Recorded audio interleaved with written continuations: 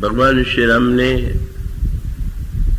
शबरी जी के समक्ष यह बताया, मेरी पहली भक्ति संतों का संग है और कथा प्रसंग में रति होना यह मेरी दूसरी भक्ति है। कथा संतों के माध्यम से जब हम राम कथा श्रवण करते हैं, संत का तात्पर्य किसी जाति से नहीं, किसी देश या वेश से नहीं, संतत्व तो हृदय की वस्तु है। और इसलिए श्री रामचरितमानस में यह कहा गया कि ऐसा कोई देश नहीं है, ऐसा कोई काल नहीं है और ऐसा कोई व्यक्ति नहीं है कि जिसके लिए संत सुलभ न हो। बड़ी ही अनोखी बात कही गई। वह पंक्ति आपने मानस में पढ़ी होगी, जिसमें यह कहा गया कि सब ही सुलभ। कोई व्यक्ति यदि कहता हो कि मुझे संत नहीं मिलते तो सही नहीं कहता।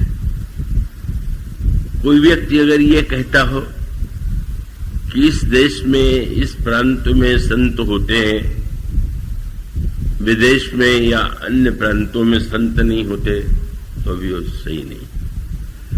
और कोई व्यक्ति अगर यह कहता है कि किसी सतयुग में संत हुआ करते थे, आजकल कलयुग में नहीं होते, तो इस पंक्ति में बताया गया कि ये तीनों बातें सही नहीं।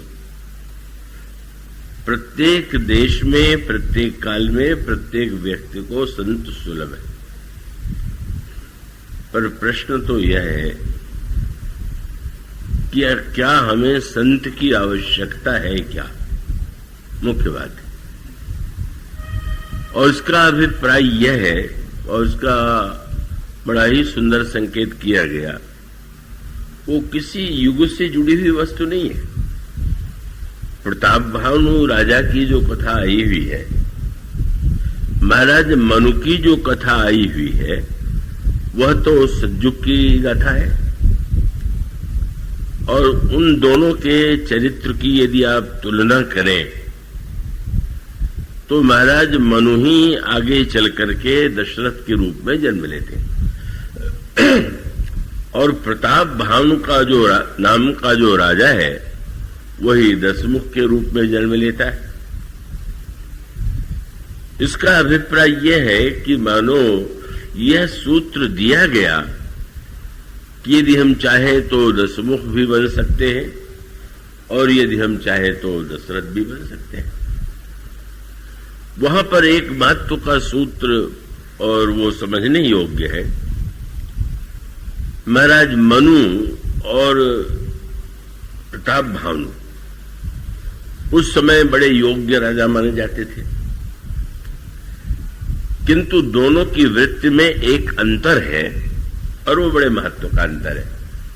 और वो अंतर ये है कि मनु ने बहुत काल तक धर्म पूर्वक राज्य किया, राजा के कर्तव्यों का पालन किया और वह वृद्ध हो गए।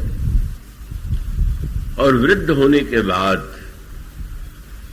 अचानक उनके अंतःकरण में यह बात आई कि क्या मैंने जीवन के उद्देश्यों को पूरी तरह पा लिया? क्या मैं ये कह सकता हूं कि मैंने जीवन के चरम लक्ष्य को पा लिया है? और तब उनको लगा कि नहीं, हमने राजा के कर्तव्यों का पालन किया, सब कुछ किया, पर इतना होते हुए भी अभी ईश्वर की प्राप्ति जो जीवन का चरम लक्ष्य है वो मैंने नहीं, उसे प्राप्त नहीं किया। और ईश्वर की प्राप्ति के लिए भक्ति ही एक माध्यम है। ये प्रसंग आप 2 दिन पहले से सुन रहे हैं। भगवान राम शबरी जी से कहते हैं कि मानो एक भक्ति करना था, तो महाराज मनु वृद्ध होते हैं तो बहुधा ये अवस्था का शरीर का क्रम है। पहले वो नन्हा बालक होता है, किशोर होता है, युवा होता है, तरुण होता है और उसके पश्चात वृद्ध हो जाता है। पर उस वृद्धावस्था को हम चाहें तो अभिशाप के रूप में देख सकते हैं, लोगों को दिखाई भी देता है। अनेक लोगों का जीवन वृद्धावस्था में बड़ा ही कष्टपूर्ण हो जाता है। पर इतना होते हुए भी वृद्धावस्था केवल अभिशाप तो नहीं है। वृद्धावस्था का अगर हम सही सही उसका अर्थ ले सकें, सही सही उपयोग करें तो वह कल्याणकारी हो सकती है, जैसा कि महाराज मनु के जीवन में हुआ।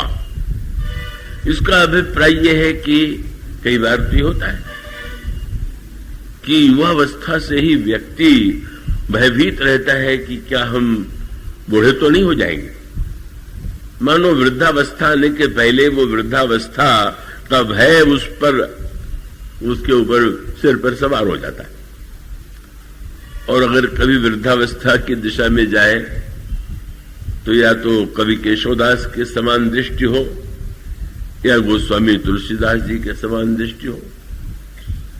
गोस्वामी तुलसीदास जी भी राम कथा का प्रेरण करते हैं रामायण के रूप में, और कवि केशवदास बड़े विद्वान कवि रहे हैं। और वो कवि केशवदास ने भी श्री राम के चरित्र के ऊपर जो ग्रंथ लिखा है वो रामचंद्रिका के नाम से प्रसिद्ध है। दोनों ही बड़े उत्कृष्ट ग्रंथ हैं।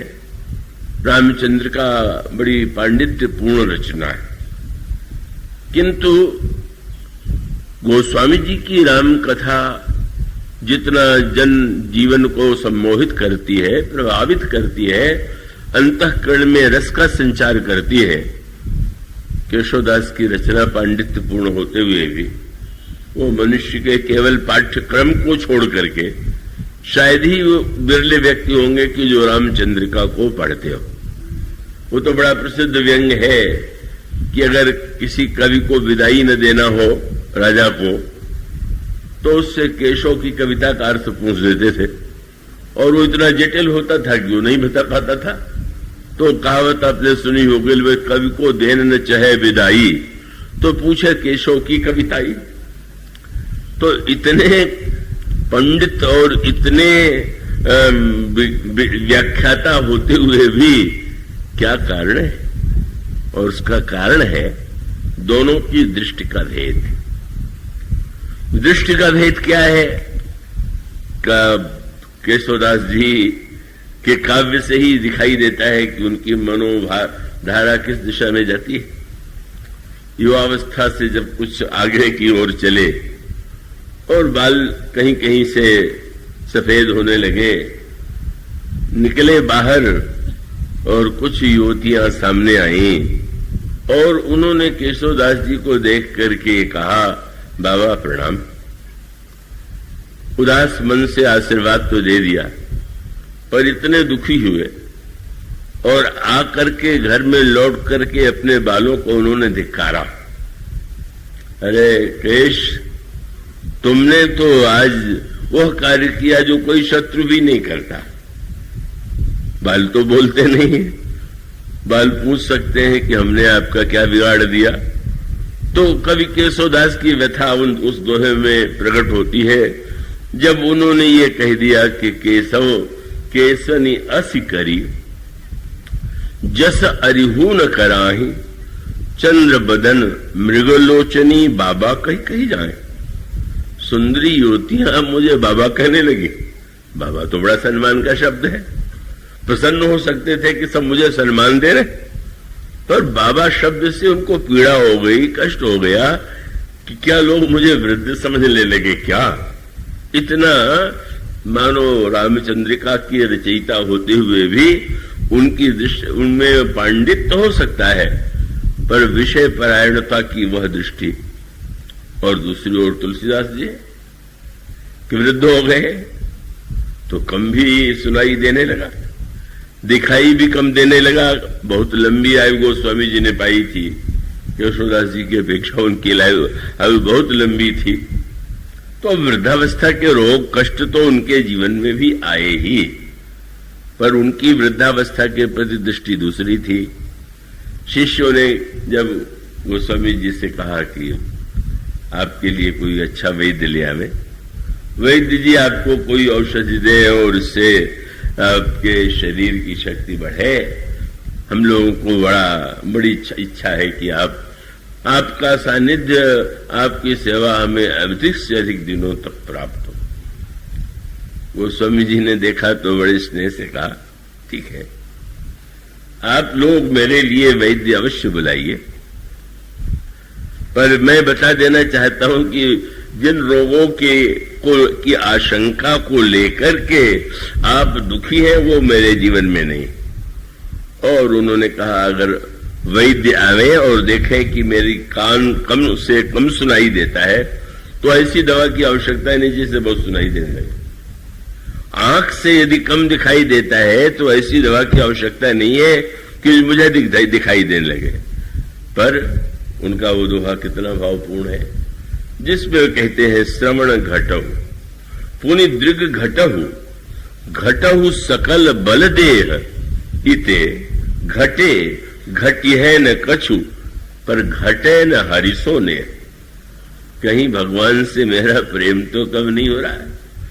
अगर प्रेम कम हो रहा हो और वैद्य के पास कोई ऐसी दवा हो कि जो हमारे प्रेम में वृद्धि कर दे, तो हमें उसे वैद्य की ही आवश्यकता है। तो वो दोनों की जो दृष्टि है, राम कथा, राम चर्चा, राम के विषय में लिख देने मात्र से कोई श्री राम का भक्त थोड़ी हो गया। एक व्यक्ति अगर अपने पांडित्य के प्रदर्शन की दृष्टि से लिखे पर उसका दृष्टिकोण सांसारिक हो, तो पांडित्य की दृष्टि से रचना ऊंची होते हुए भी वो वस्तुतः भक्ति के संदर्भ में उसका कोई विशेष अर्थ नहीं। तो यह जो दो दृष्टि है, इसका अभिप्राय है कि मनुष्य के जीवन में शरीर के साथ हर तरह की समस्याएं आती हैं। जीवन में केवल रोग की नहीं, शोक की नहीं, अनेक अनेक समस्याएं प्रत्येक व्यक्ति के जीवन में आती हैं। पर उनको हम किस दृष्टि से देखते हैं और उसे हम किस अर्थ में लेते हैं, इसलिए महाराज मनु की विशेषता यही है कि वृद्धावस्था में उन्होंने एक गणित किया। दुकानदार जब दिन भर दुकान चलाता है तो इतने से वो संतुष्ट नहीं होता है कि कितने ग्राहक आए, ग्राहकों को देख करके प्रसन्न तो होता है, पर दिन के बाद जब वो दुकान बंद करने लगता है तो फिर वो हिसाब किताब मिलाता है कि वो ठीक ठाक है कि नहीं। वृद्धावस्था में हिसाब को ठीक करने का समय, जीवन में जो व्यापार किया अब मिला लेना चाहिए कि वो हिसाब किताब ठीक ठाक है कि नहीं ठीक। अब दिखाई दे कि अरे भाई दिन भर तो ग्राहक आए, बड़ी बिक्री हुई, पर घाटा हो गया। इसी प्रकार से जीवन भर तीनों अवस्था में कर्म करने के बाद वृद्धावस्था का गणित उन्होंने किया और उन्होंने कहा, नहीं नहीं, अभी जीवन का चरम उद्देश्य तो ईश्वर को पाना, और पाना है वो मैंने नहीं पाया। और तब उनको ये लगा कि ठीक तो है, युवा पुत्र है, योग्यता पूर्वक राज्य चला सकते हैं। मैंने मनु के मन में व्यामोह नहीं था कि हम बस सिंहासन पर ही चिपके रहे, आसीन रहे, उससे कभी अलग न जाए।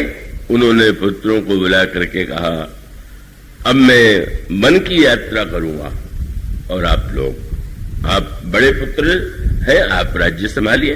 तान पाते उन्होंने कहा, नहीं नहीं पिताजी, मैं चाहूंगा कि आप ही सिंहासन पर समासीन रहें, मैं आपकी आज्ञा का पालन करूं, उनका नाम कभी संभव नहीं। इसलिए गोस्वामी जी ने एक शब्द जोड़ दिया, बरबस राज सुत नृपदीना और हरिहित आप गवन बन कीना। वृद्धावस्था वन की यात्रा भगवान को पाने के लिए। प्रताप भानु यज्ञ करता है, योग्य राजा है, उसने भी वन की यात्रा की। वन की यात्रा एक ही है पर लक्ष्य अलग अलग है। मनु गए वन में ईश्वर को पाने के लिए और प्रताप भानु राजा वन में गया मृगया करने के लिए। मृगया करने के वन में मृगया भी हो सकता है और वन में व्यक्ति साधना और तपस्या भी कर सकता है। और उसके बाद एक बड़े महत्व का सूत्र है कि वन में एक को बहुत से संत मिल गए, वो थे महाराज मनु, और प्रताप भानु को एक महासंत मिल गया। उसका अर्थ ये हुआ, महाशब्द जो है वो निंदा के अर्थ में भी प्रयुक्त करते हैं ना, महाशब्द हमेशा प्रशंसा में ही नहीं होता, क्यों? और उसका अर्थ ये कि अगर हमारा लक्ष्य उद्देश्य ईश्वर को पाना है तो हमें वास्तविक संत मिलेगा, पर अगर हमारा उद्देश्य ईश्वर को पाना है ही नहीं, तो जब हमारा लक्ष्य ही सही नहीं है, और हमारा लक्ष्य वह है जो प्रताप भानु का था। प्रताप भानु युवा थे जब मुनि जी से भेंट हुई। मुनि जी एक राजा थे जिनके राजा के राज्य को प्रताप भानु ने छीन लिया था। वन में वो कपटी मुनि का वेश बना करके रह रहा था प्रताप भानु से बदला लेने के लिए। राजा शिकार करते करते जब वन में उन्होंने लौट रहे थे, हर बाण लक्ष्य को भेद कर रहा था, लौटते समय एक शूकर दिखाई पड़ा, और शूकर को देख करके गोस्वामी जी ने बड़ी काव्यमयी भाषा का प्रयोग किया। शूकर काला था और उसके दांत जो थे वो बड़े उजले सफेद थे। तो गोस्वामी जी ने काव्य के साथ साथ उसमें भविष्य का संकेत भी था। जब प्रताप भानु देखा तो गोस्वामी जी ने लिखा कि राजा को यह लगा कि जनु बन दुरेऊ शशि ग्रस्य राहु, जैसे वन में राहु ने चंद्रमा को ग्रस लिया हो। ठीक है, राहु काला, चंद्रमा उज्ज्वल, पर गोस्वामी जी इससे भी आगे की बात कह रहे हैं। कभी के लिए तो काले और गोरे से लेना देना, पर मानो यह सावधानी थी कि प्रताप भानु के मन में अगर यह काव्य आया कि लगता है कि राहु ने चंद्रमा को ग्रस लिया है, तो उसको ये भी याद कर लेना चाहिए कि राहु केवल चंद्रमा को ही नहीं ग्रसता है, सूर्य को भी ग्रसता है, और ये है प्रताप भानु। मानो इस सत्य को अगर वो समझ जाते कि सूर्य और चंद्रमा को दोनों के ही लिए राहु का ग्रहण है, वो तो भूमिका थी। प्रताप भानु के जीवन में सचमुच ग्रहण लगने वाला था, सचमुच वह दृश्य जो था वो भविष्य की सूचना दे रहा था। पर प्रताप भानु को लगा कि ऐसा विलक्षण शूकर तो पहले देखा ही नहीं था, जरा इस पर बाण चला करके इसको मार ले। बाण चलाया, पर अनोखी बात हुई, जीवन में पहली बार राजा प्रताप भानु विफल हो गया।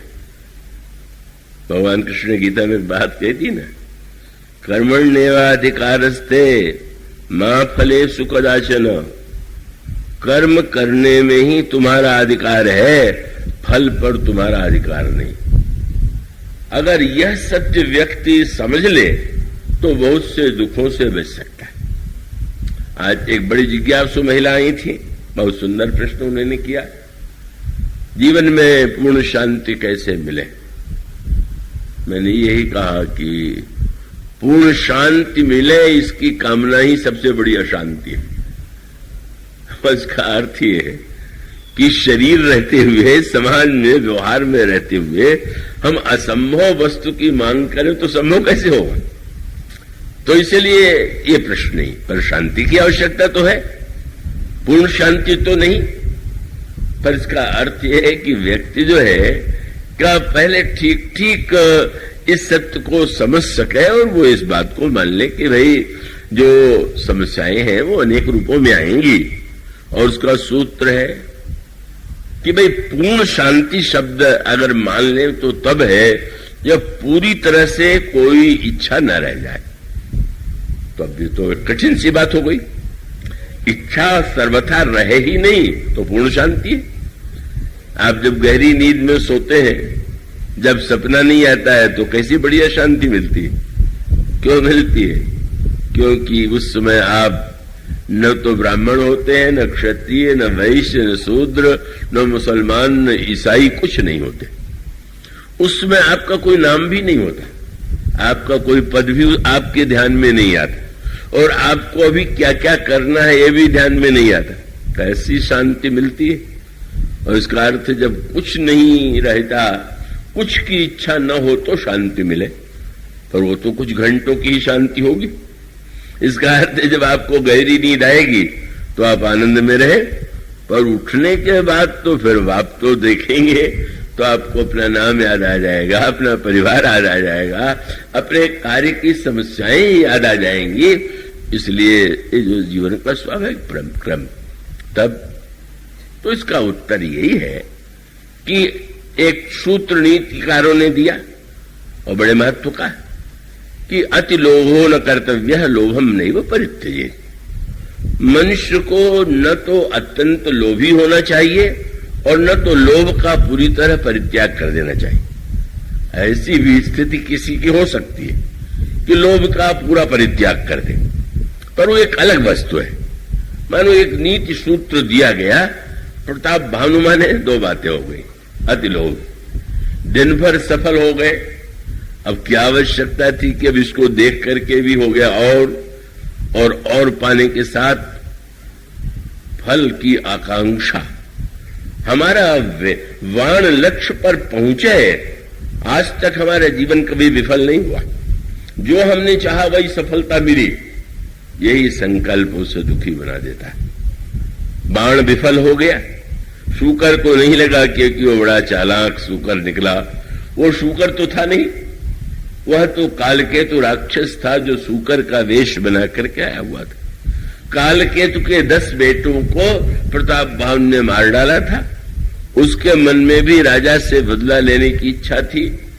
उस राजा को जिसका राज्य छीन लिया था, उसके मन में भी बदला लेने की इच्छा थी। उन दोनों ने मिलकर के एक योजना बनाई और प्रताप भानु को भटकाने के लिए यह एक योजना बनाई गई। करिछल सुअर शरीर बचावा। और तब राजा अगर यह मान लेता कि ठीक है, दिन भर इतनी सफलता मिली, चलो एक विफलता ही सही, तो आगे की समस्याओं से मुक्त हो जाता। पर वो अति नहीं, एक बाण भी मेरा व्यर्थ नहीं जाना चाहिए, मेरा एक संकल्प भी व्यर्थ नहीं जाना चाहिए। और तब गोस्वामी जी ने जो दूसरा शब्द लिखा, कितना बड़ा वैज्ञानिक है। क्रोध आपको कब आता है? क्रोध हमें कब आता है? क्रोध हमें तब आता है जब हमारी कामना में बाधा पड़ती है। उसके मूल में भी वह संगात संजायते कामः कामात् क्रोधो विजायते। संग से मनुष्य के जीवन में कामना उत्पन्न होती है और कामना की पूर्ति में बाधा पड़े तो क्रोध आ जाता है। तो कामना की पूर्ति में बाधा पड़ी तो क्रोध आ गया। गोस्वामी जी का एक एक शब्द कितना सांकेतिक। बोले ऋषभस भूप चले उस संग लागल, इतना क्रोध आ गया। क्यों? बोले हमारे मंत्री, हमारे सेनापति, सैनिक आप सामने न कहें पर भीतर ही कहेंगे कि आज तो महाराज का निशाना जो था वो चूक गया। और तब जब वो भागते हैं, परिणाम क्या हुआ? मंत्रियों का घोड़ा पीछे रह गया, सेनापतियों का घोड़ा पीछे रह गया, सैनिकों का घोड़ा पीछे रह गया। और तब बोले अति अकेल मग विपुल कलेसु तदपि न मृग मग तजई नरेसु। अत्यंत अकेला हो गया, वन था, बड़े ही क्लेश थे, पर राजा उस मार्ग को नहीं छोड़ रहा था। प्रताप भानु नहीं, अधिकांश लोग प्रताप भानु ही तो है। चाहे लोभ के, अति लोभ के मार्ग में जितनी कठिनाई आवे, चाहे जितनी समस्या आवे, पर व्यक्ति छोड़ नहीं पाता। उस मार्ग पर बढ़ने ही की बात सोचता है। सब जब छूट गए, और उस छूटने में तुलसीदास जी ने लिख दिया कि अति अकेल, यानी ईश्वर की याद भी नहीं रह गई। अगर ईश्वर की याद रहती कि कोई नहीं है, पर चलो ईश्वर तो मेरे साथ है, तो शायद आगे चल करके वो भटकाव से बच जाता। साथियों ने साथ छोड़ दिया, ईश्वर भूल गया। और तब एक मुनि जी मिल गए, और मुनि जी मिले, उसे संत मिले तो उसने महाराज मनु को संत मिले तो उन्होंने भगवान को पा लिया। और मनु को जो प्रताप भान को संत मिले, उसने उनको रावण बना दिया। किसका दोष था? क्योंकि कपट मुनि से बातचीत में जब कपट मुनि ने प्रसन्न होकर पूछा कि आज मैं बहुत प्रसन्न हूं, तुम जो मांगना हो मांग लो, और तब उन्होंने बड़ी भूमिका से कहा कि महाराज वैसे तो आपकी कृपा से मुझे सब कुछ प्राप्त है, पर आप जैसा महापुरुष संत प्रसन्न है तो मुझे थोड़ा सा दे दीजिए। और उनकी थोड़ी की इसी मांग सुन करके वो कपट मुनि हंसा कि ये तो मुझसे भी बहुत आगे। क्या बोले? आशीर्वाद दीजिए कि हम कभी बूढ़े न हो। मनु बूढ़े हो गए और प्रताप भानु भविष्य में बूढ़ा मैं न हूं, पहला वरदान मांगता, मेरी मृत्यु न हो, मैं बूढ़ा न हूं, 1101 कल्प तक मैं राज्य करूं, कभी कोई मुझे न हरावे। वही प्रश्न है। जो मांग आप करेंगे अगर असंभव होगी तो आपका दुख उतना ही बढ़ जाएगा। और उसका अर्थ यह है कि जानता है राजा कि शरीर का धर्म है वृद्ध होना। राजा को ज्ञात है कि मनुष्य के आयु की सीमाएं, राजा को यह ज्ञात है कि जय के साथ पराजय भी कभी कभी जीवन में हुआ करती है। इसलिए आप देखेंगे भगवान कृष्ण ने अर्जुन से ये नहीं कह दिया कि तुम चिंता क्यों करते हो, मैं तुम्हारा सारथी हूं तो तुम जीतोगे। नहीं कह सकते थे, अर्जुन तुम निश्चिंत हो जाओ। कैसे बोलने वाले साक्षात भगवान है, लड़ो। क्यों? पहली बात उल्टी कह दिया। एक तो कह सकते थे चिंता मत करो मैं तुम्हें जीता दूंगा, पर कहते क्या है दोनों तरह से अच्छा है। क्या बोले? मारे जाओगे तो स्वर्ग मिलेगा। सबसे पहले मारे जाने के नाम लिया। हतो वा प्राप्त से स्वर्गम जित्वा वा भोक्ष से महिम। अगर मारे जाओगे तो स्वर्ग जाओगे और जीवित रहोगे तो राज्य का भोग करोगे। भगवान क्रमशः आगे उसको ऊपर उठाते हैं। तो इसका अर्थ है कि भगवान जब ये कहते हैं आगे चल करके अर्जुन को बुझाते हुए कहते हैं, तो याद रखना समत्व में स्थित हो जाना ही सबसे बड़े जीवन का महान लक्ष्य है। और तब वहां पर शब्द उन्होंने दिया, लाभा लाभो जया जय। लाभ और हानि में, जय और पराजय में जब तुम सम हो जाओगे, कितना सर्वशक्तिवान भगवान ये नहीं आश्वासन देता है कि तुम जीतोगे हारोगे नहीं। ये नहीं कहते कि तुम्हें क्यों लाभ होगा, तुम्हें क्यों हानि, तुम्हें कभी घाटा होगा ही नहीं, कभी हानि नहीं होगी। इसलिए अर्जुन ने जब भगवान के द्वारिकापुरी से वहां के द्वारिका को भगवान ने आदेश दिया था, वो जब आपने अपनी लीला को समेटा तो आदेश दिया था कि अर्जुन को जाकर सूचना देना कि द्वारिकापुरी समुद्र में डूब जाने वाली है और यहाँ के जो रानियां हैं और जो संपत्ति है और जो एक युवराज के रूप में एक बालक बचा हुआ है उसको लेके चले जाएंगे। और अर्जुन जब लेकर के चले तो जंगल में जंगली लोगों ने घेर लिया और घेर करके कहा कि जो कुछ तुम्हारे साथ है सब छोड़ के जाओ। अर्जुन ने कहा तुम जानते हो कि मैं कौन हूं? उन्होंने कहा हाँ सुना है तुम्हारा नाम अर्जुन है। और इतना होते हुए भी तुम साहस कर रहे हो, महाभारत के विजेता को तुम चुनौती दे रहे हो? बोले बस कुछ नहीं। और जब अर्जुन ने गांडीव उठाया और उस पर चढ़ाने लगे तो बाण चलाना तो दूर रहा, धनुष की डोरी भी उसे नहीं खींच पाई। इतना जब ये दशा हुई, लुट गया उनके साथ जो कुछ था। और तब अर्जुन की परीक्षा थी। गीता को की परीक्षा महाभारत में नहीं थी, गीता की परीक्षा अब थी। महाभारत में तो विजयी विजय थी, पर आज अब लगने लगा हरि बिनु झूठ भयवु पुरुषारथ, सोई धनुहा सोई पारथ। एक ऐसी स्थिति आ गई मानो इसका अर्थ यह है कि व्यक्ति जीवन की सत्यताओं को यदि अस्वीकार करेगा तो अपने दुख को बढ़ावेगा।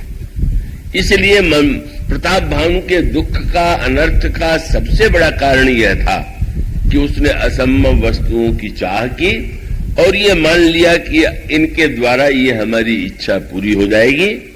इसलिए संत यदि हम पाना चाहते हैं तो संत के द्वारा व्यक्ति को धन भी मिल सकता है, संत के द्वारा व्यक्ति को का यश भी मिल सकता है, सफलता भी मिल सकती है, क्योंकि यह भी स्वीकार किया गया कि मति कीरति गति भूति भलाई, जब जही जतन जहां जही पाई, सो जानब सत्संग प्रभाव। तो संतों के द्वारा यह मिलने का अर्थ ये नहीं है कि वो चरम लक्ष्य है। अंतिम लक्ष्य तो यही है कि बालक को अगर मां मिठाई देती है तो इस आकांक्षा से कि बालक का मन पढ़ाई में लगे। इसी प्रकार से अगर संत के द्वारा कोई कामना पूर्ण होती है तो इसलिए होती है कि व्यक्ति के जीवन में भगवान के प्रति विश्वास बढ़े, भगवान के प्रति आस्था बढ़े। इसलिए मानो मूल प्रश्न यही है कि संत जो है, असंत और संत सतयुग में भी थे और असंत संत कलयुग में भी। मात्रा का अंतर हो सकता है, ये तो नहीं कहा जा सकता है कि मात्रा में भेद नहीं होता। अब भी तो ठीक है ये कि भाई बरसात में वर्षा जितनी होगी वो गर्मी में किसी दिन नहीं हो पाती है, पर उसका अभाव तो नहीं होता। हमारे एक बड़े संत, बहुत अच्छे संत थे, प्रज्ञाचक्षु, दोनों नेत्र नहीं थे पर बड़े ही विनोदी थे और ऐसा उत्तर देते थे कि सुन करके व्यक्ति को मन में पीड़ा भी हो और हंसी भी आवे। एक दिन एक व्यक्ति पहुंच गए, प्रणाम किया। प्रणाम करने के बाद कहले महाराज पहले जैसे संत होते थे अब क्यों नहीं मिलते? अब कितनी नासमझी और मूर्खता की बात है। आप संत के पास गए हैं तो ये प्रश्न कीजिए कि पहले यही प्रश्न कर दे कि संत मिलते हैं कि नहीं मिलते। आपके कहने का अर्थ तो यही कि आप संत नहीं हैं, तभी तो आप पूछ रहे हैं कि संत कैसे मिलते और पहले जैसे क्यों नहीं मिलते। दूसरा होता तो नाराज हो जाता, क्या हम संत नहीं है, तुम क्यों कहते हो कि नहीं मिलते? पर उन्होंने हंस करके कहा, अरे भाई पहले जो संत आते थे तुम जैसे बड़े धनी घरों के लड़के होते थे, जो धन और भोग सब भोग चुके होते थे और सबकी वासना से शून्य होकर के साधु बन जाते थे। अब तुम लोगों ने अपने घरों से तो साधु बनना बंद कर दिया है, तो हम जैसे नालायक ही साधु तो तुम्हें मिलेंगे। मनोव्यय ये था कि तुम साधुता पाना चाहते हो पर दूसरे के घर साधु हो, तुम्हारे घर में कोई साधु न बनने पाए। मानो इसका अर्थ है कि सचमुच हमारे जीवन में अगर संत को पाने की अभिलाषा है तो संतत्व अच्छी वस्तु है अगर दूसरे के घर में हो, और संतत्व बुरा है अगर अपना बेटा संतत्व की ओर बढ़ने लग जाए। मानो यह जो विरोधाभास है, तो इसलिए इसका तात्पर्य है कि अगर की आवश्यकता का अनुभव हो तो कहां नहीं मिलेगा संत। देख लीजिए ना, हनुमान जी गए, जनक नंदनी सीता को नहीं ढूंढ पाए तो एक एक घर में जाके देखा, कहीं पर सीता जी नहीं है तो सब निराशा के बाद अचानक एक भवन दिखाई पड़ा। उसके बगल में हरि मंदिर बना हुआ था, मंदिर के आसपास तुलसी के पौधे लगे हुए थे, तो सारा वातावरण लग रहा है कोई गृहस्थ संत है। लेकिन प्रश्न आ गया, लंका निश्चर निकर निवास, यहां कहां से जन कर वास? ये लंका राक्षसों की नगरी, भला यहां कहां सज्जन मिलेगा? हनुमान जी को उत्तर तुरंत मिल गया, नहीं ये भ्रम न पालना कि लंका में संत नहीं मिलेगा। और आप देखेंगे जिन विभीषण को भगवान ने संत की उपाधि दिया और ये कहा तुम सारिखे संत प्रिय मोरे, धरऊ देह नहीं आन निहोरे, वो विभीषण मिल गए, लंका में मिल गए। और हनुमान जी जिन सीता जी को नहीं ढूंढ पाए, लंका वाले संत की कृपा से उनको सीता जी का दर्शन हुआ। मानो हनुमान जी ने तो लौट करके हनुमान जी से प्रभु ने पूछा, तुम तो लंका में गए, तुमने तो विभीषण को उपदेश दिया, रावण को उपदेश दिया, अब रावण जैसे व्यक्ति तुम्हारे उपदेश का लाभ नहीं ले पाए, विभीषण ने लाभ लिया पर तुम तो द्वितीय कथावाचक हो। हनुमान जी ने कहा, महाराज मैंने जितनी शिक्षा दूसरों को दी उससे अधिक शिक्षा स्वयं मुझे मिली। क्या? मैंने जब विभीषण के भवन को देखा और मुझे ये लगा कि लंका में संत नहीं हो सकता, और जब विभीषण से भेंट हुई और उनसे मैंने कहा कि सीता जी को हम खोज के थक गए, नहीं मिली, और उन्होंने युक्ति बता दिया, तो मुझे उत्तर मिल गया कि देखो, भारत का संत नहीं ढूंढ पाया, लंका के संत ने बतला दिया। उत्तर और आगे मिल गया। विभीषण की बताई गई युक्ति से लंका में पहुंच, अशोक वाटिका में पहुंच गए, और वहां बैठ करके रावण भी आया। रावण ने जनक नंदिनी को लोभ और भय दिखाने की चेष्टा किया। किशोरी जी ने उसको कठोर से कठोर शब्दों में फटकारा, और सठ सूने हरि आने से मोही, अधम लज्ज लाज नहीं तो ही, इस तरह से कठोर शब्दों में भर्त्सना की। रावण तलवार मार करके, तलवार लेकर के मारने चला।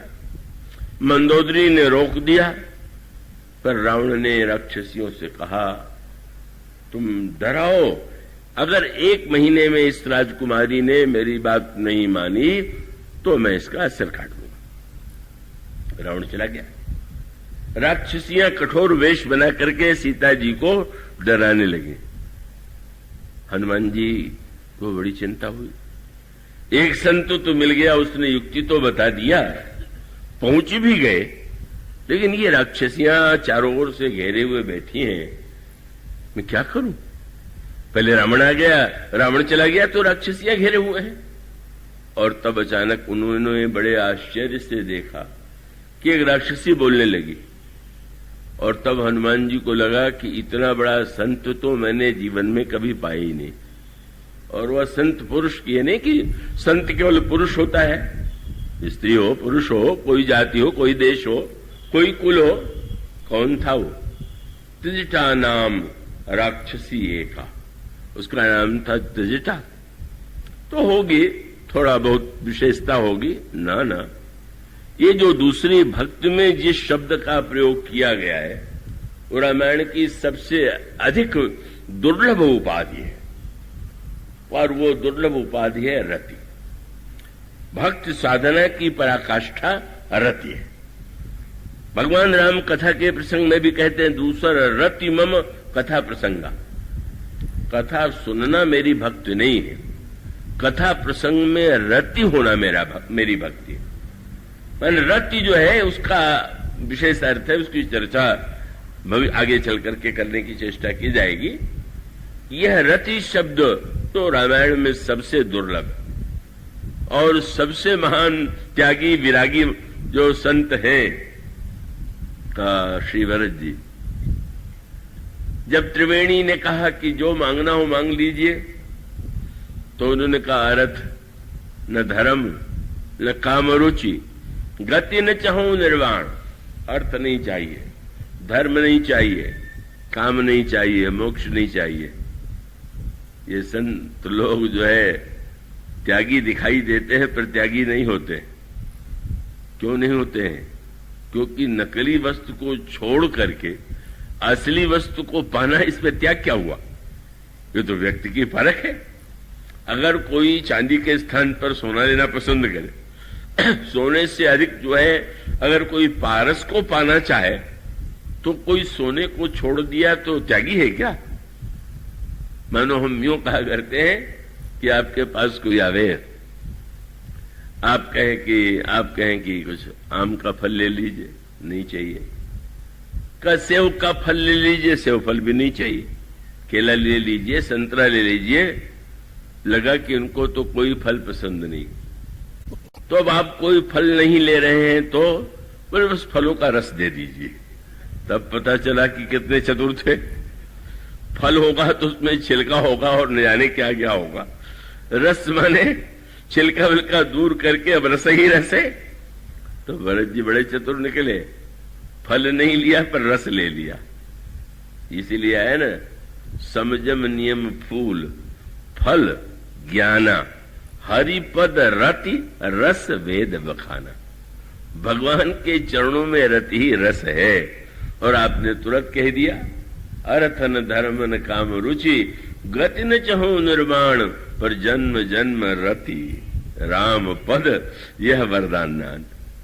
ऐसी दुर्लभ वस्तु है जिसको श्री भरत मांगते, और वह वस्तु इतनी विलक्षण है कि मां सुमित्रा ने प्रसन्न होकर के अपने पुत्र को जो आशीर्वाद दिया वह क्या था? लक्ष्मण, तुम सेवा के लिए जा रहे हो, मैं आशीर्वाद देती हूं, रति हो, ये तुम्हारे अंतःकरण में रति हो, अविरल राम पद से, तुम्हारे अंतःकरण में श्री राम के चरणों में रति हो जाए। लक्ष्मण भरत जैसे जिस रति के अधिकारी हैं, लंका में जिस राक्षसी ने आज तक श्री राम को नहीं देखा, किसी को नहीं देखा, पर गोस्वामी जी ने कहा कि ये जो रति है इसके लिए कौन सा शब्द है? त्रिष्टा नाम राक्षसी का राम चरण रति, भगवान के चरणों में इसकी रति है। संत जिसको अंत में पाना चाहते हैं, लंका किस राक्षसी ने पा लिया है।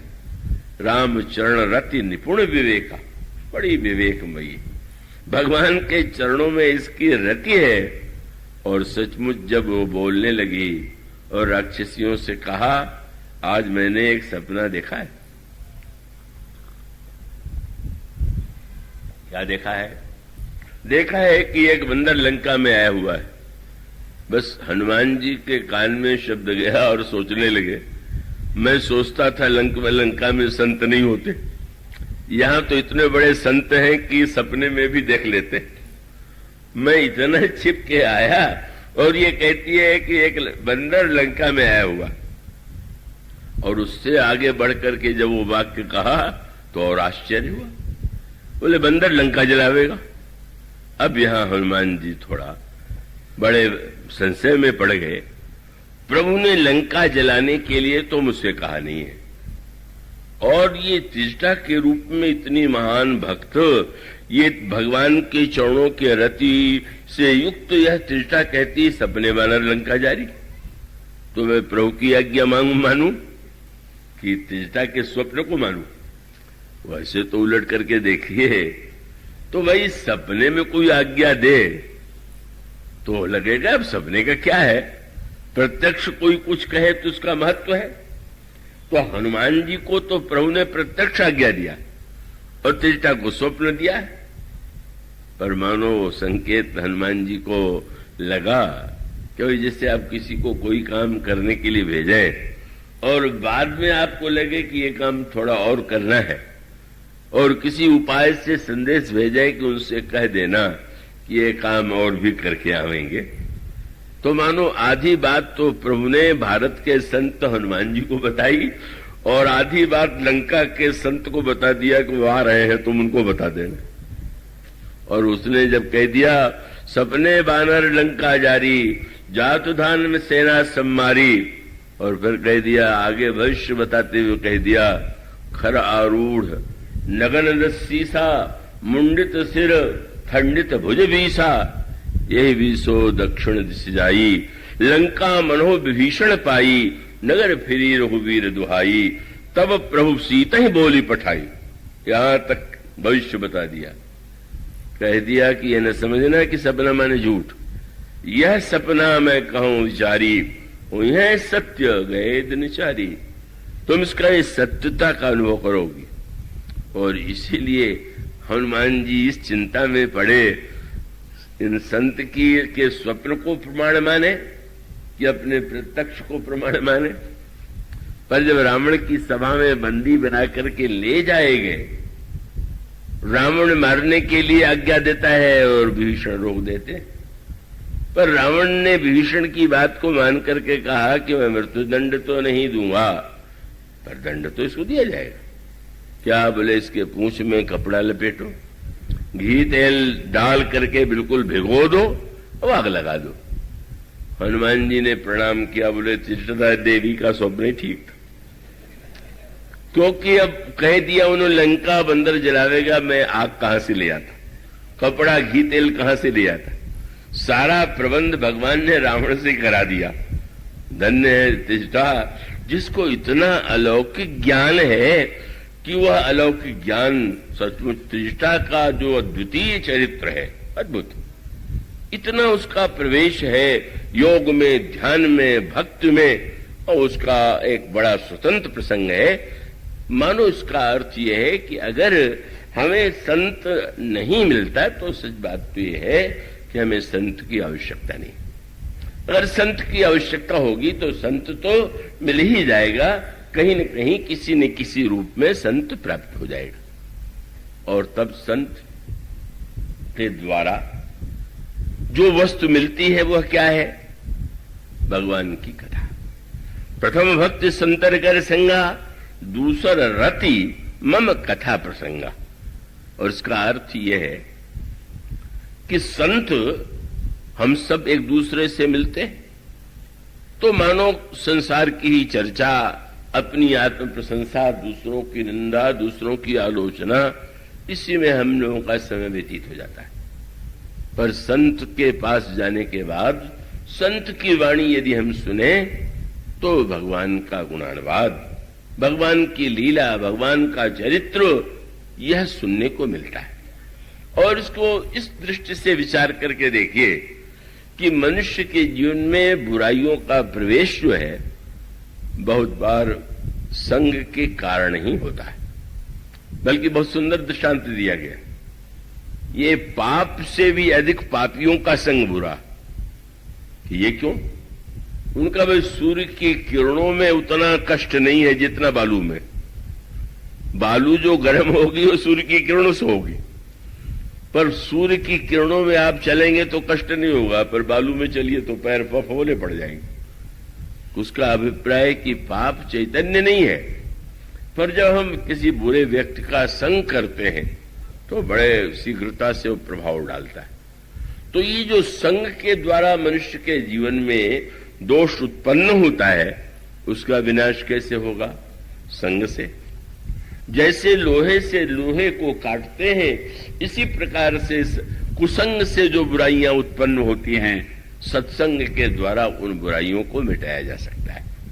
इसलिए का मानो प्रथम भक्त संतन कर संगा, दूसर रति मम कथा प्रसंगा। कथा क्या है? कथा का तात्पर्य क्या है?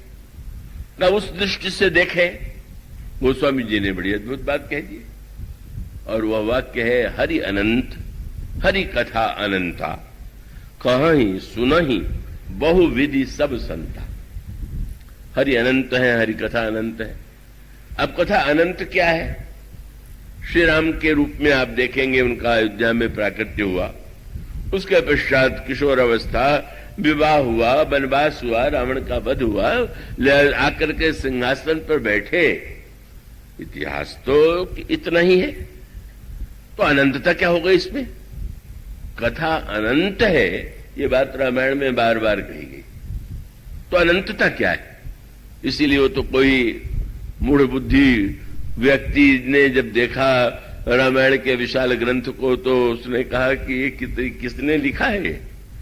बोले तुलसीदास जी ने। क्या लिखा है? बोले राम रावण की बात। बोले राम रावण की बात तो इतने संक्षेप में कही जा सकती है, इसके लिए इतने बड़े पोथे की आवश्यकता थी क्या? और उसने जो संक्षेपीकरण किया वो आपने सुना होगा।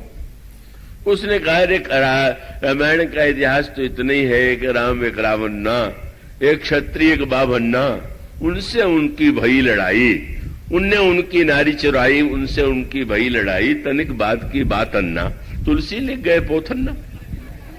इतनी सी तो बात थी और इतना बड़ा ग्रंथ लिख दिया गया। और उसके बाद भी गोस्वामी जी को संतोष नहीं होता है। वो कहते हैं मैंने जो लिख दिया है वो समाप्ति नहीं है, ये तो हरि अनंत हरि कथा अनंता।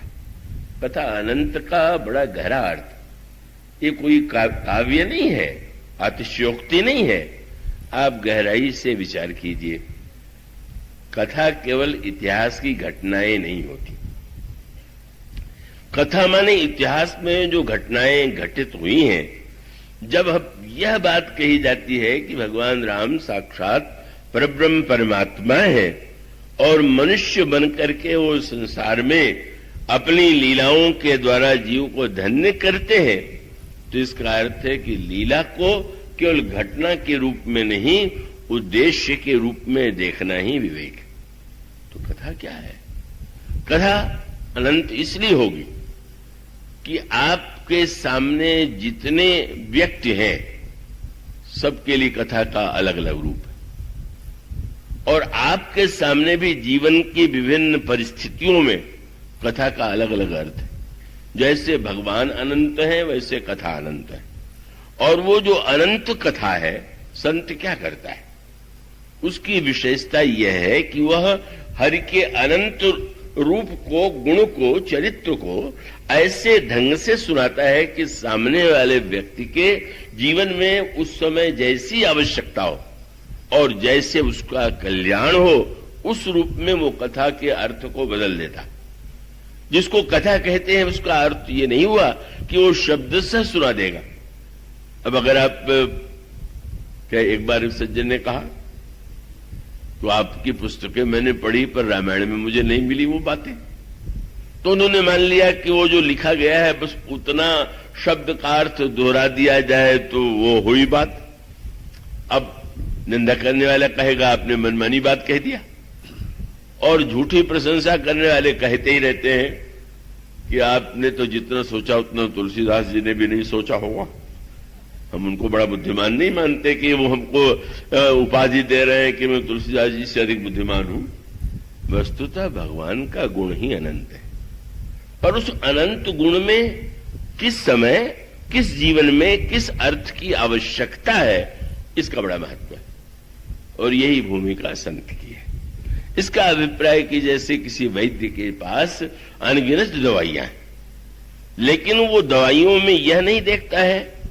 आप मान लीजिए किसी दवा के दुकान में जाए और वहां जाकर के दुकानदार पूछे कि कौन सी दवा चाहिए, और आप कहें कि जो आपके दुकान में सबसे महंगी दवा हो दे दीजिए, तो मुंह देखने लगेगा दुकानदार को भी आया हुआ है कि रोगी आया हुआ है। रोगी महंगी और सस्ती नहीं देखेगा, उसके रोग को मिटाने के लिए जैसी दवा चाहिए वो दवा चाहे थोड़े से पैसे की हो या वो बहुत मूल्यवान हो। इसका अर्थ यह है कि मनुष्य का जो मन है वो रोगग्रस्त है, उसमें अनेक समस्याएं, और संत या सद्गुरु की भूमिका यह है कि वह निर्णय करे कि किस औषधि के द्वारा, और वो औषधि उसके पास सबसे बड़ी कौन सी है? भगवान की कथा। भगवान की कथा की औषधि बस श्रीमद् भागवत में, रामायण में, सर्वत्र अगर कोई वस्तु सर्वश्रेष्ठ है तो वो कथा है। और इसीलिए श्रीमद् भागवत के प्रसंग में आपने अगर सुना ही होगा, उसमें कथा की कितनी महिमा गाई गई।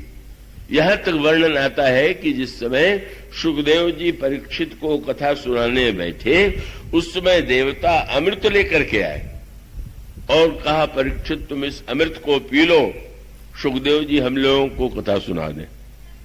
फिर उन्होंने कहा, अरे कथा कसुधा लोके काचो कमणिर महान। कहां कथा और कहां अमृत, कहां कांच और कहां हीरा। कब? जब सही अर्थों में कथा कही जाए और सही अर्थों में उस कथा के जिस अर्थ की आवश्यकता, उस अर्थ को व्यक्ति ग्रहण कर ले।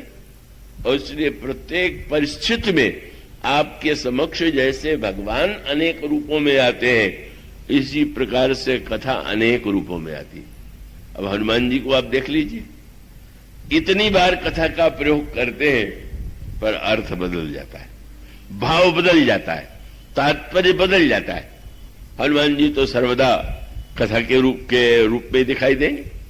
वो तो भगवान राम का जब पहला मिलन हुआ और हनुमान जी के बोलने की शैली हनुमान प्रभु ने सुनी तो लगा कि बहुत बढ़िया कथावाचक है। और तो प्रभु ने तुरंत कहा, आपन चरित्र कहा मैं गाई, कहो विप्र निज कथा बुझाई। बोले मैंने तो अपना चरित्र गा के सुनाया, ब्राह्मण देवता अपनी कथा सुनाइए। बहुत मीठी बात थी। क्या? बोले गाने का आनंद तो सुनने में है, पर कथा का आनंद तो समझने में है। तो भाई मैंने तो गा दिया, कथावाचक ये अर्थ तो आप ही बताओगे। और सचमुच हनुमान जी क्या कहा जाए, वो तो कितने अद्भुत रूप में आप नया अर्थ दे देते हैं। भगवान राम के शब्दों को पकड़ करके ही उन्होंने ये कहा कि प्रभु इस पर्वत पर बंदरों के राजा रहते हैं, वो आपके दास हैं और दास हैं, और आप चल करके उनसे मित्रता कीजिए और आप उनको अभयदान दीजिए। और सूत्र क्या लिया? बोले आपने अपना चरित्र जो गा के सुनाया न सुनाया होता तो मैं ये बात न कहता, पर आपने जो कथा, आपने जो परिचय दिया, मैंने पूछा आप कौन है और आपने परिचय दिया, तभी मेरा साहस हो रहा है कि ये मैं बात आपसे कहूं। क्या?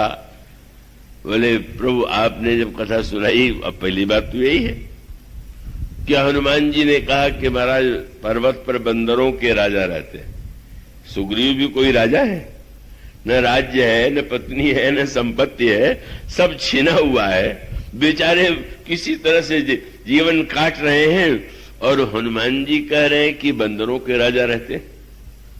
अगर प्रभु बाद में पूछ दें कि तुमने तो कहा था ये बंदरों के राजा है, यही तुम्हारे राजा है, तो उन्होंने कहा प्रभु आपके द्वारा कथा मैंने न सुनी होती तो मैं राजा की उपाधि न देता, पर आपकी कथा को सुन के मुझे लगा कि वो राजा है।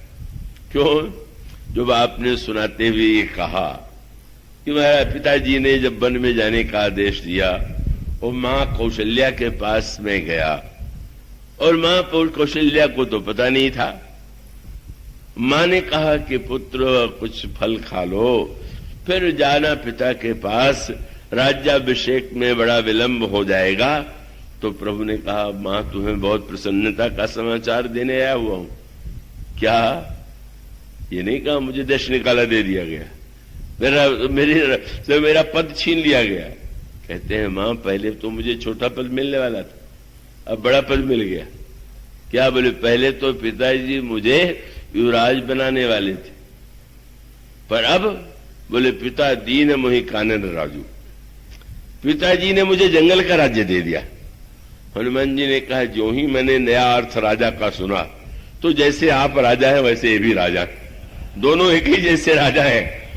इसलिए महाराज आपने जो कहा मैं तो वही कह रहा हूं। फिर मैंने आपसे पूछ दिया कि आपका परिचय, आपने कहा मैं दशरथ का पुत्र हूं, लक्ष्मण मेरा छोटा भाई है, सीता मेरी पत्नी थी, उनका हरण हो गया। तो मुझे लगने लगा कि आप वस्तुतः ईश्वर होकर के संबंधों का विस्तार करने के लिए आए हुए। मेरे पिता कौन है, मेरे भाई कौन है, और उसके साथ साथ नाम राम लक्ष्मण दो भाई, संग नारी सुकुमार सुहाई, या पिता के ने राज्य दे दिया, पिता दीन मोहि कानन राजू की जगह भगवान राम ने कहा हम पितु वचन मानी बनाए। तो हनुमान जी को लगा कि प्रभु आपके कहने से लगा कि सारे नाते आपको आपके जीवन में आ गए। पिता भी बता दिया, उसके साथ साथ पत्नी भी बता दिया, भाई भी बता दिया, पर मुझे लगा कि एक कमी रह गई कि आपने ये नहीं बताया कि आपका दास कौन है। तो मैं सोचता हूं कि अब सुग्रीव कोई दास बना लीजिए, वो कमी भी तो पूरी हो जाए। सो सुग्रीव दास तो अहि, और चल करके आप पहले तो एक मित्र चाहिए तो उन्हें मित्र बना लीजिए।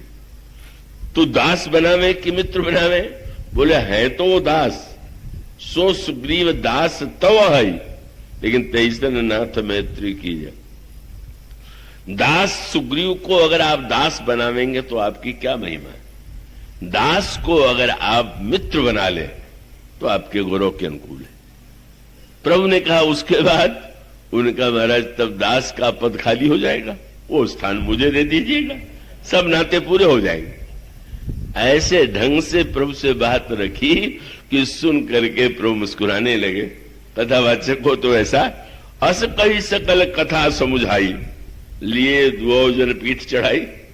ऐसी कथा की व्याख्या किया कि एक बार भी प्रभु नहीं कर पाए। कथा जीव को भगवान से मिलाती है। हनुमान जी ने जब मित्रता कराई तो भी कथा सुनाई, पर वही हनुमान जी जब बाली का वध हो गया, सुग्रीव राजा हो गए और विषय में भूल गए भगवान के कार्य को कि सीता जी का पता लगाना है, तो फिर वही हनुमान जी और आप पहुंच गए सुग्रीव के पास। सुग्रीव ने स्वागत किया। आप कैसे कष्ट किया, उनको अच्छा तो नहीं लगा, वो तो राग रंग में मस्त हो रहे थे। उन्होंने कहा मेरा थोड़ा कथा भी तो सुनना चाहिए। तो कथा तो आप पहले सुना चुके हैं। बोले आज नई कथा सुनाऊंगा।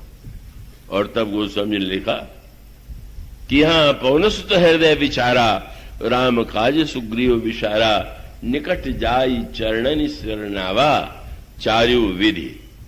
राजनैतिक कथा कही। पहले जो कथा कही थी उसमें प्रेम भक्ति की विशेषता थी। गोस्वामी जी कहते चारु विधि कई कथा सुनाई, कथा का अर्थ बदल दिया। राजनीति में 4 साम दाम दंड भेद। हनुमान जी ने कहा याद कीजिए, प्रभु ने आपको मित्र बनाया तो मित्र के साथ मित्रता का व्यवहार करना।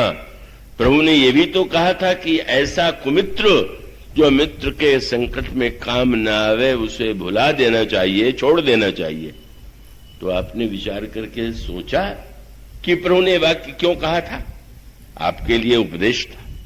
आप विचार कीजिए कि उन्होंने मित्र का क्या धर्म बताया और फिर ये कहा कि आप सोचिए, आपने उनकी केवल उनसे मित्रता किया और उन्होंने आपको किष्किंधा का राज्य दे दिया। कितनी बड़ी सफलता है। जब केवल आपने ये कहा कि सीता जी को मिला देंगे और उतने में उन्होंने किष्किंधा का राज्य राजा बना दिया, तो मिला दीजिएगा तो सोचिए कितना लाभ हो सकता है। लोभ भी दिखा दिया पर उतने नहीं छोड़ा, राजनीति और बढ़ी आगे। आपने एक बात ध्यान में रखा, जब बाली का वध किया तो राज सिंहासन आपको तो दिया, लेकिन युवराज आपके बेटे को नहीं बनाया, बाली के बेटे को बनाया है। बड़े राजनीतिज्ञ हैं। अगर वो चाहते तो राजा आप है तो आपका बेटा युवराज बने, पर अंगद को इसीलिए बनाया है क्योंकि उनको संतुलन बनाए रखना है और उनके मन में योजना होगी कि आवश्यकता पड़े तो सुग्रीव के स्थान पर बाली के बेटे को बैठा दे। अब तो बेचारा अर्थ सुनते ही घबरा गया, पर अंतिम अर्थ हनुमान जी ने जो किया उसके मारे तो प्राण ही सूख गया। उसने हनुमान जी ने तुरंत कहा आपने ध्यान दिया, बाली पर जब बाण चलाया था तो बाण कहां गया? बोले वो लौट करके प्रभु के तरकस में आ गया। क्यों आ गया? बाण को तो वहीं रहने जाना चाहिए। सुग्रीव ने कहा आपने अर्थ ये बताया था कि भगवान अपने भक्त को दूर भेजते नहीं, भेजते हैं तो बुला लेते हैं। तो बाण उनका भक्त है, पहले भेजा और बुला लिया। बोले नहीं वो भी एक अर्थ है, पर इस समय दूसरे अर्थ का भान मुझे हो रहा। क्या? बोले लगता है कि वो बाण उन्होंने आपके लिए रख छोड़ा है कि अगर ये भी बाली के समान आचरण करे तो इसको भी इसी से मारेंगे। बस सुनते ही इतना डरने लगा। सुन सुग्रीव परम भय माना। कथा निर्भय भी बनाती है और भयभीत भी बनाती है। निर्भय तब बना दिया जब वो बाली के डर से डरे हुए थे, और भयभीत तब बना दिया जब भगवान के भय को भूल गए। दोनों की आवश्यकता है। भगवान से डरता रहे और संसार से निडर हो जाए।